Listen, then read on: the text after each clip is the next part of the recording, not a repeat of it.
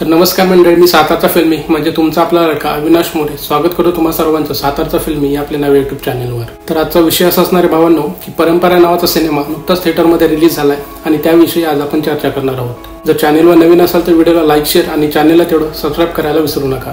चला तर मग व्हिडिओला सुरुवात करूया। या सिनेमाची गोष्ट आहे एका गावातील जुनी परंपरेची। या सिनेमात आपल्याला प्रमुख भूमिकेत मिलिंद शिंदे व वीणा जामकर दिसतात। श्रीपती म्हणजे मिलिंद शिंदे हा एक गरीब शेतकरी असतो। श्रीपतीच्या गावात मृत व्यक्तीच्या मृत्यूच्या 13व्या दिवशी त्याच्या आत्म्याला शांती मिळावी म्हणून गावकऱ्यांना जेवण देण्याची परंपरा असते। काही कारणास्तव त्याच्या वडिलांचे देखील निधन होते आणि अशातच ही परंपरा श्रीपतीला देखील पूर्ण करणे भाग असते। पण वडिलांच्या निधनाच्या 13व्या दिवसाच्या मेजवानीसाठी श्रीपतीकडे पैशाची कमतरता असते। मग त्याच्यासाठी शेवटी एकच पर्याय असतो, तो म्हणजे एक जमिनीचा तुकडा गहाण ठेवणे। पण त्याची पत्नी म्हणजेच वीणा जामकर तो जमिनीचा तुकडा विकण्याच्या विरोधात असते।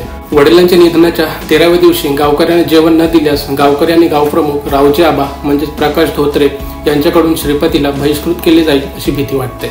मग श्रीपती काय करतो? तो त्याची जमीन गहाण ठेवतो का? तो बायकोला विरोध करतो का? तो 13व्या दिवसाच्या मेजवानीचे आयोजन करतो का?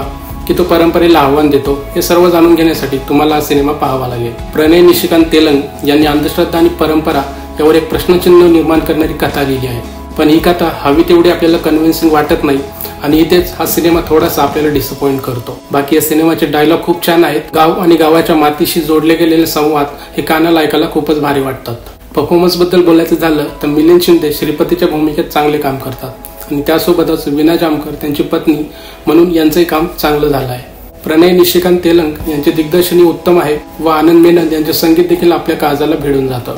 तुम्हाला जर गाव आणि गावातील रूढी परंपरा या विषयावर जर रस असेल तर तुम्ही हा सिनेमा नक्कीच पाहायला हवा। ओव्हरऑल मला हा सिनेमा ॲव्हरेज वाटला म्हणून मी या सिनेमाला देतोय 5 पैकी 3 स्टार। बाकी तुम्ही हा सिनेमा पाहिलात का आणि पाहिलात असेल तर तो तुम्हाला कसा वाटला एकदा कमेंट्समध्ये नक्की कळवा। तोपर्यंत भेटूया पुढच्या व्हिडिओमध्ये। जय महाराष्ट्र।